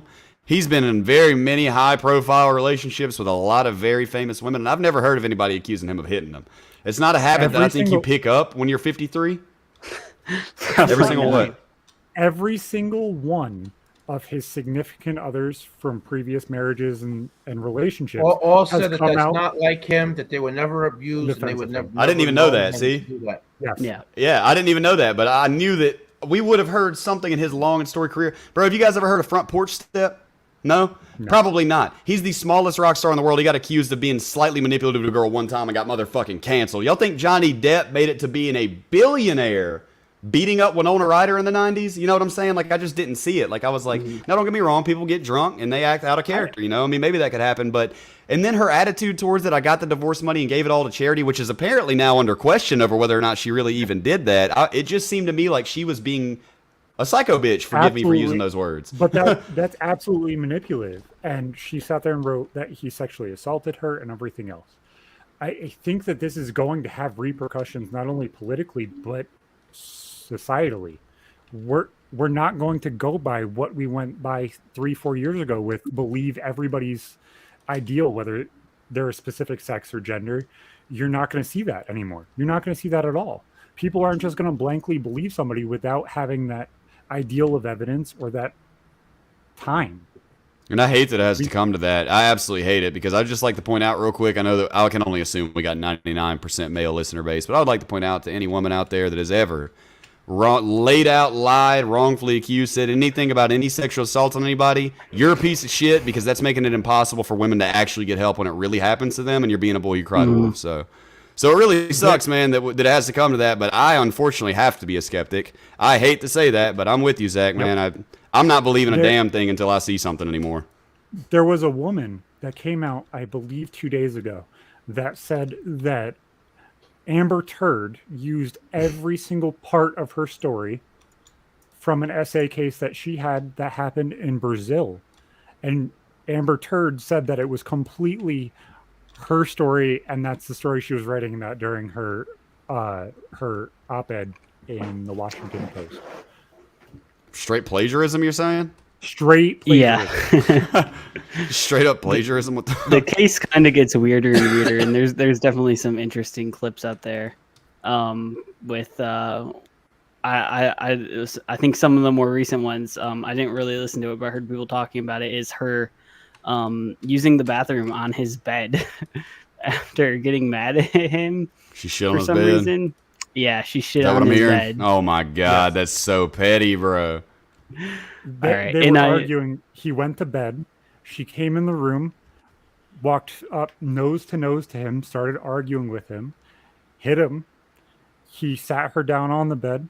He went to leave. She stood back up, hit him 2-3 more times. She got sat back down by him. He walked out of the apartment. She then stood up on the bed and shit all over the side of the bed where he laid. Yeah. Was it a metaphor? And then proceeded to blame the dog. Oh, okay. And you don't even take accountability for shitting on the bed. Looked at the judge and said, "Ha, bro, it's just a prank." Okay, this is a prank. Oh, okay, now this it's is a prank, bro. It's just the it's camera's over there. It was a prank. It was a TikTok. You can do anything you want if you say it was a prank or it was a TikTok. But I don't know, man. I whenever I was in high school, I'll say this: I had it out real bad with a girl. There was a semi-romantic interest, and she and I were a lot too much alike, I feel like, and it ended badly. We did not like each other very much. That girl told people I did something to her, man. You know what I mean? That just does not sit right with me to this day. And let me also say, she denies that. And I spoke to her after I got out of prison, and I confronted her about it, and she denied it to the teeth. Swore to God to me. She said, and I told her the name of the guy that told me about it, and she said, I'll text him right now and say that didn't happen. You misunderstood. But anyways, whether or not this guy was told that I did something right and wrong, and rightfully so, he was upset with me. He's a friend of mine, who I would think would know better. But he instantly believed her because she was a girl, and girls shouldn't lie about stuff like that, right? You know what I mean? Yeah. That was just the impact on my life personally. Like, I know that I didn't get charged with it, dude. Nobody believed it. It wasn't like a rumor going around, you know what I'm saying? I know that this one guy believed it that I didn't even know all that well. And that was enough for me. Like, I was like, that's crazy. That's fucking crazy. Like, I have never even I don't even think I'd kiss that girl, you know what I mean? Like, and for her to say that I did one of the worst things that a human being can possibly do to another human being because I rejected her advances, like, you evil. You twisted. And so that's why now, because of that personal experience with me, now anytime that any woman says anything, basically, I don't disbelieve them. I just Question. I'm just going to have to take it with a grain of salt because I don't know if you hate that person or if you want attention or what. It was kind of an eye-opener for me, man, that there can be motives to spreading evil like that. I know of a few stories like that, and some of them hit really fucking close to home. Like the shit's not a joke. I know of somebody that literally contacted lawyers and had all of the articles written up for slander and defamation of character and libel sitting there waiting. I also know of people that almost had 10 to 15 pieces sitting on their head because somebody wanted to say it. Yep. Yeah. And before you get into this, Jeff, I know you have to get going, so we want to thank you for joining us. Stuff? And any upcoming events, any of your company? There's on May 3rd, there's going to be a rally and press conference in Albany. There's in reference to a bill. It's called the Challenging Wrongful Convictions Act. So there's a bill that's been introduced, and we're trying to build support for that. And it addresses a couple of things. So first of all, currently, when somebody files a post-conviction motion, they currently aren't given an attorney. So this would allow you to have an attorney. A second weird thing is when someone pleads guilty, it doesn't matter what type of evidence of innocence that has been uncovered since. They're not allowed to argue innocence in court. So that's ridiculous. This would allow you to right, because sometimes innocent people plead guilty. So it would allow people to make innocence claims. And third thing is anyone that's convicted of a crime that is now not a crime anymore, like gravity knives or like marijuana, you could go back to court and remove that from your record. So that's definitely an event that could change a lot of people's lives, man. Yeah, so we're up there to rally support for that, and then while there's a few bills that we're going to do some meetings with elected officials on, myself and colleagues from the coalition. The New York chapter, if it could happen to you. So there's when New York passed the law, it mandated that police interrogations be videotaped. Right, this is a way of addressing false confessions, which cause wrongful convictions, 25% of the cases. When the bill came out, kind of like Swiss cheese, so they made exceptions for sex offenses, drug cases, and different types of murder.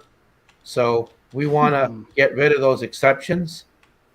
So it's we're the ones that we want you extremely hyper focused on and accurate as you possibly can be. We don't want any proof that can be used. Yeah. Right. So we're going to be meeting with some elected officials on that. And there's another bill in the New York legislature which would mandate that before a kid can waive their rights and speak to the cops, that they would have to speak to a lawyer to have their rights, the significance of their rights expanded to them. So gonna be in Albany in regards to those two events. So those things are coming up. Recently, I argued my first case that was in Erie County. I represented Omar Clark, and that was a guilty plea case. And again, myself and co-counsel, we unearthed so much evidence of innocence, and we were not allowed to argue that our client was innocent. We were relegated to bringing up all that evidence in order to show that his attorney never did any investigation. And so that's, and so that was, he never really had the choice or had things explained to him. So, that was kind of a landmark. And, this week coming up, I'm going to be filing something in a couple of cases. So things are heating up for me as a lawyer and as an advocate. I'm here in Harrisburg trying to build support for compensation and, get some bills done in New York as well. But, one of the things that really frustrates me a lot is just, a lot of these things really are kind of like no-brainers. I mean, why do we have to build support for the idea of someone being compensated when they've been wrongfully convicted? Why is it such a big thing on the videotaping? These things, why does it take more than a week or two? But it is this long, drawn-out process, and so either you participate and try to fix the system, or you leave it as is to victimize other people. And I just can't bring myself to do the latter. So I'm here. I'm in Harrisburg. I'm fighting the fight, filing cases, pushing the policy. My biggest challenge as somebody that is running this nonprofit agency is, my network is not. I know a lot of people, but my network of people of capacity of means is limited because I was locked up. So I need to find third parties who can function as connectors, to people in their network. And it's a soft sell. Look, this is who I am. Here's my credentials. Here's the organization's track record. Here's where we're trying to go. Is this something that speaks to you, or maybe it doesn't? But it's hard just to get into those. It's hard to get into those conversations because it's hard to find third parties who are willing to do that. Absolutely. So while we work on 11 cases, there's another 7 that are approved that are just sitting there that we just don't have the capacity to move. And while we're working in 3 different states trying to get policy stuff, if we had additional resources, we could go into a couple more states and do something, federally. So if you're out there and you're watching and some people, then please get in touch with me. The website is www.deskovic.org. You can see my name, deskovic.org here. There is an apparatus where you can email me through the website. But look, I do my part, my colleagues do our part, but we need all hands on deck. And so people that can help out in that way, we certainly encourage people to do that. Well, I think in all honesty, speaking for all of us, speaking for the fans, you're fighting the good fight. And I hope that you actually succeed in what you're doing, because I think a lot of it, whether it's 95 or 99% of it, you're going the right direction. You're moving in the right ways. Obviously, there's always going to be a little bit of a difference of opinion, no matter what it is. Right. But there's common ground where everybody can find a spot and say, hey, this is probably where it should be. And I think you're killing it, man. I think you're doing a great job. And we all want to say thank you. Thank you for coming on. We sit here every week and talk about the problems. You're actually going out there and fighting against them. So we all thank you. Yeah. Thank you very much. It was a pleasure meeting everybody as well. And thanks for having me on. Yep. Anytime, man. All right. And then you're good to go. Just leave the studio or close the tab whenever you're ready. Yep. Yeah, we're good. Thanks. It's still recording. Thanks for Jeff. Yeah. So, Deskovic.com. Okay, we're still going. We'll go ahead and put .org. Sorry. We'll go ahead and put that in the description and go ahead and look into him, because he definitely has an interesting story and he's definitely going and doing a good cause. So. Yeah, man, that was awesome. That was really impressive. I'm glad to see somebody getting some actual legislation done. All I do is sit around and talk honestly, shit. I knew it would be in the grand scheme of things. Like I knew you having a conversation with him would not only lead you some sort of peace, but also aid you in what you're trying to do, and maybe aid him a little bit in what he's trying to do. Yeah, I'm going to be checking out Deskovic.org. Not necessarily wrongly convicted, but convicted in a way that wasn't absolutely... in a way that exposed the unfairness of the system. Yeah. Like, there's a lot of that shit. There's a lot of mistrust. There's different areas of corruption going on. There's wrongful convictions. Yeah. There's intentional, over prosecution. Yeah. There's a lot of different areas they can be fucked up in, and they're fucked up in all of them. But different people got to work on different things. And the more everything's brought to light, the more likely that things are going to get fixed in different ways. Very true. Before we close that, I would like to say, by the way, right before we went live, I had like 2 minutes whenever I was, getting ready for the stream, and I jumped down on my new hardcore world of Minecraft and threw my helmet into the enchanting table, and off the rip got Aqua Affinity, Protection 4, Unbreaking 3, Respiration 3. I win it. You gotta stop using enchantment tables. I'm disappointed for that, but good enchantment. I still do both. I do both now. I got villagers next to it, and I got the enchanting table. Speeds me up. All right, sorry, Zach. You're good, man. You're good. Do we want to end off on a story of some kind? Do we want to go back to Amber Heard? What would you guys like to do? Oh, we should have asked for a random number before he goes. All right, Cloudy, random number 1 through 40. Somebody quick hit us with a random number 1 through 40. Gmail. I think it's 1 through 44. Yeah, do you have the list? I don't know. I'll grab it. Nicolas Cage just named his daughter Lennon. What a dick. Stealing my Took your fucking name. 34. You bastard that I stole from John Lennon. That 35. His parents. Well, wait, who'd you ask? Cloudy, right? I asked Cloudy, yeah. Okay, well then 34 it is. Damn it, Strawberry. 34 it is. Untitled document. It's right here. So number 34. Being threatened to be stabbed. I think I told that story, didn't I? Oh, do we have a repeat? Yeah, I think I told that one. Okay, 35. Okay, so we've gotten number 35 and 6. So I'll let you guys choose out of those two.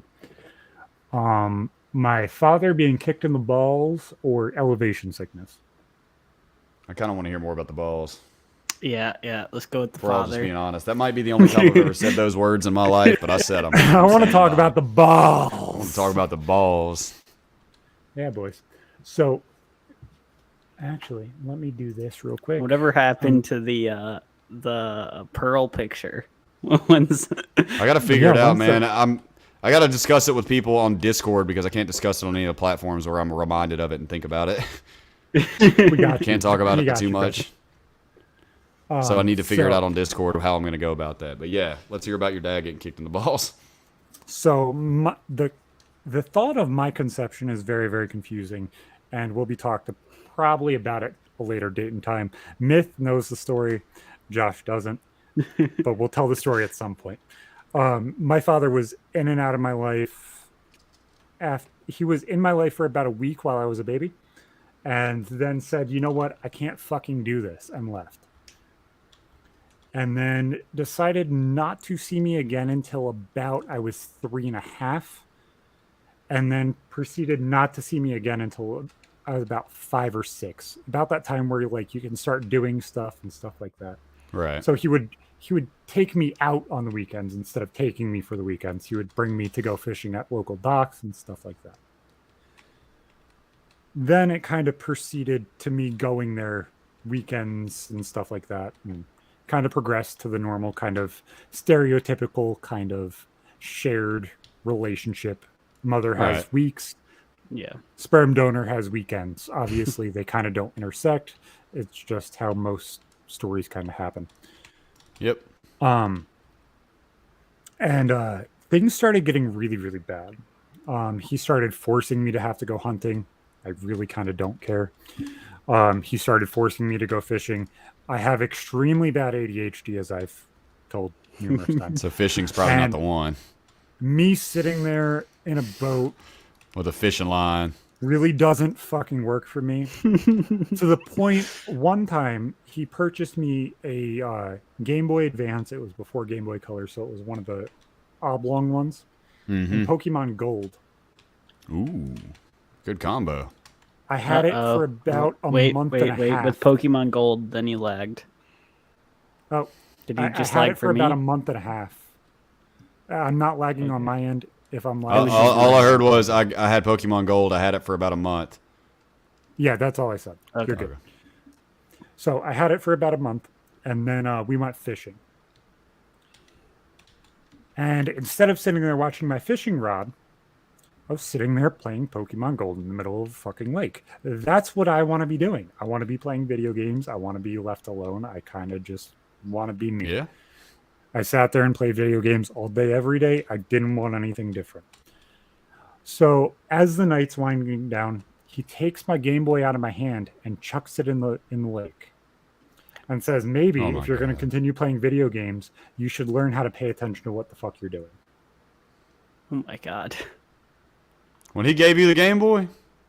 Yep. All right, so your response was? I just shut up and kind of dealt with it because Man, I kicked obviously him in I the was. I thought it was That's what I going was to go hoping he was that going to way. say. That's not when I kicked him in the balls. I was hoping he was going to say, and I kicked him in the fucking In balls. the full story. We're getting there. We're getting there. So about then, like our relationship really, really went downhill. Things that I can't say on. Yeah, I can't say on camera yet. I believe statute of limitations for saying things that happened after 20 years. So I have like 2 or 3 more years to go.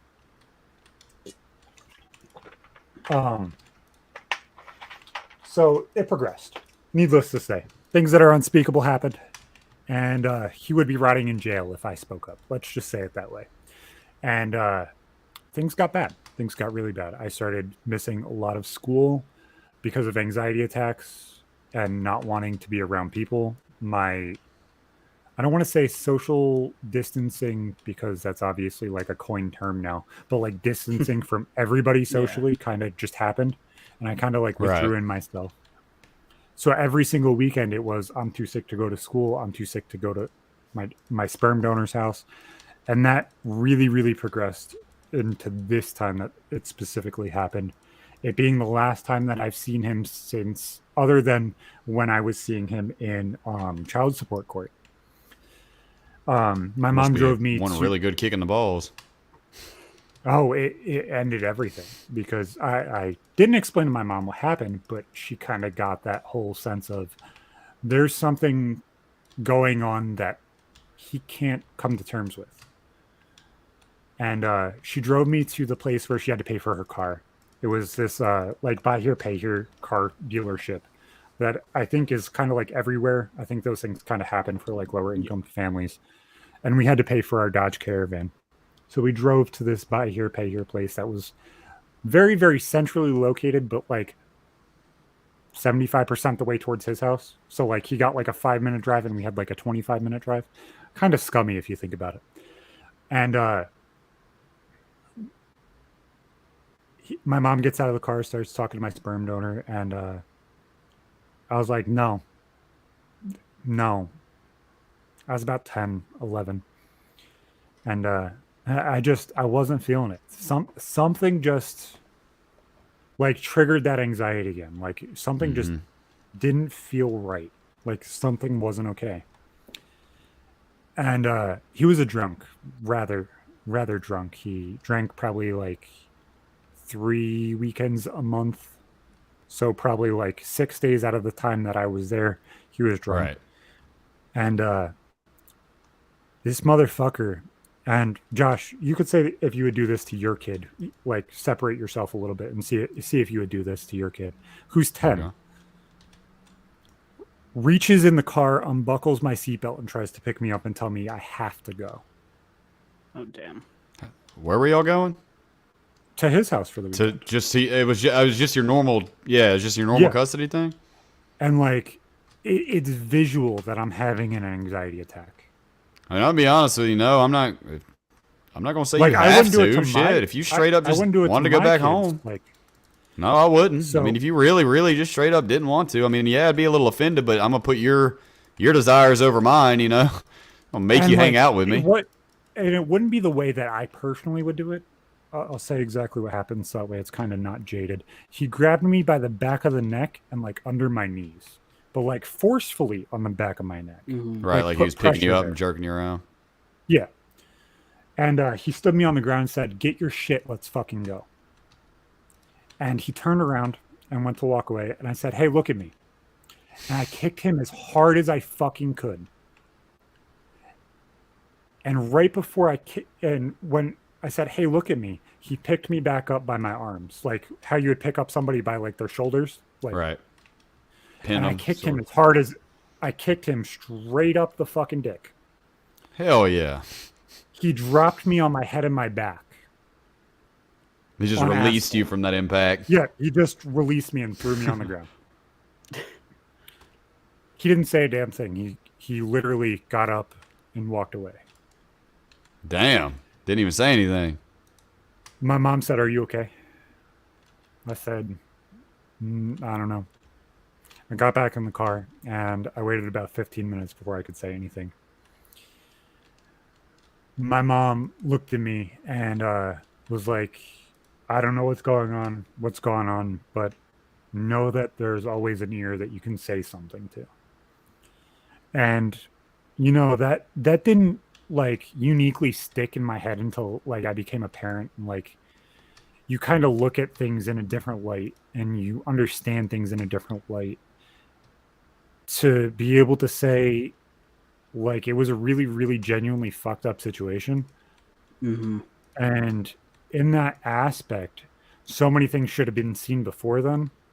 But I'm happy at that point I wasn't forced into a situation that was much worse than what it could have been. Absolutely. But I mean, it sounds like you fixed the problem yourself, to be honest. You know, hey, you solved it. Well, when I saw him for child support, and I think I told this in Discord, I don't think I told this in here.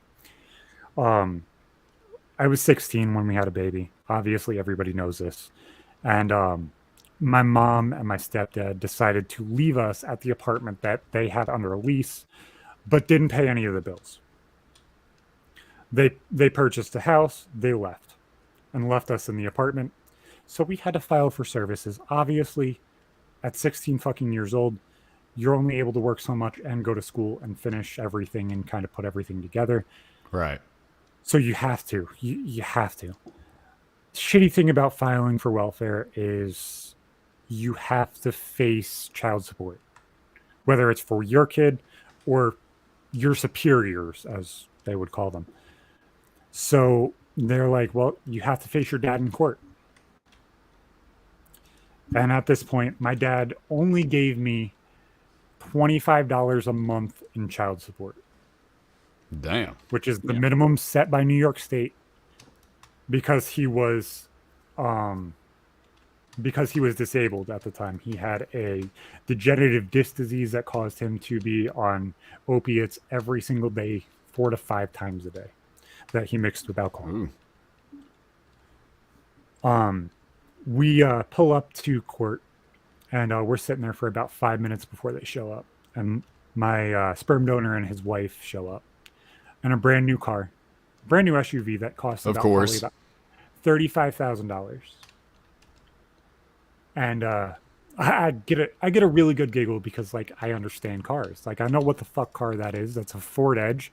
That's a 2012. You spend at least minimum $35,000 on that car. There's no way in hell that you did anything other than that.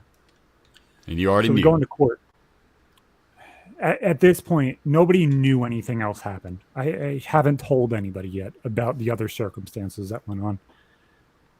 And my now wife, then girlfriend, was trying to insist they see my daughter, which caused me to have an anxiety attack. Can't verbalize anything because, like, I don't know if I'm autistic or what, but like, just couldn't put two together to say what the fuck happened. And we go into court, and he looks at the judge and says, "Your Honor, I'm already paying the maximum that is allowed to me because I'm on disability." His wife stands up and says, "Your Honor, I will never be held accountable for his son. You will never hold my wages at garnishment at all in any circumstance. And because he has a child, we all seek that this case right now should be thrown away because he is now an adult." And just like Josh, just like Jeff, I was given a shitty judge that looked me in the face and said, "Son, you've made shitty decisions in your life. Obviously, you have a child. You have to be a man now. That $25 every month that he was guaranteeing to give you obviously isn't going to impact your life in any circumstance. And I cannot afford to cost him any more than that. I hope that your life gets a little easier for you and you make better decisions. Good luck. But the decisions that your father has made obviously don't aid you either. Good luck in life, son, and I hope it gets easier." And just like everybody else, I think real shit's been talked.